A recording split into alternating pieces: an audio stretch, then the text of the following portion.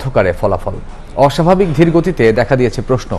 গণমাধ্যমের তথ্য মতে হাড্ডাহাড্ডি লড়াই চলছে নওয়াজ শরীফ ও ইমরান খান সমর্থিত স্বতন্ত্র প্রার্থীদের মধ্যে। এখন প্রশ্ন হচ্ছে, পিএমএলএন, পিপিপি নাকি পিটিআই সমর্থিত স্বতন্ত্র প্রার্থীরা কারা পাচ্ছে সংখ্যাগরিষ্ঠতা?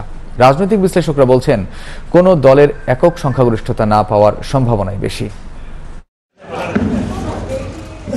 ভোট গ্রহণ শেষে পাকিস্তানে চলছে জাতীয় নির্বাচনের ফল গণনা।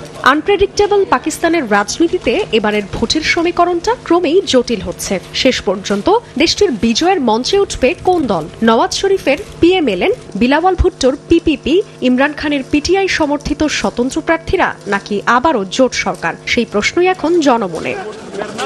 আন্তর্জাতিক গণমাধ্যমগুলোর বেশিরভাগ প্রতিবেদনে উঠে এসেছে, চতুর্থবারের মতো দেশটির প্রধানমন্ত্রী হতে পারেন পাকিস্তান মুসলিম লীগ নওয়াজের প্রধান নেতা নওয়াজ শরীফ। কিন্তু সরকার গঠনের জন্য প্রয়োজনীয় সংখ্যাগরিষ্ঠতা পাওয়ার বিষয়ে দলটির অনেক নেতাই নিশ্চিত নন। আবার পিএমএলএন এর মতো বিলাওয়ালের দলও মনে করছে সরকার গঠন করতে একক সংখ্যাগরিষ্ঠতা পাওয়া কঠিন হবে তাদের।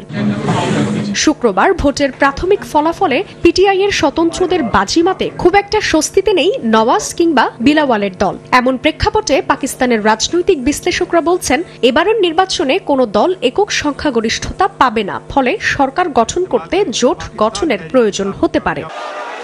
এদিকে নির্বাচনের আগে ইমরান খানকে কারাদণ্ড দেয়ায় এবারের নির্বাচনে অংশ নিতে পারেননি জনপ্রিয়তার শীর্ষে থাকা পাকিস্তানের সাবেক এই প্রধানমন্ত্রী।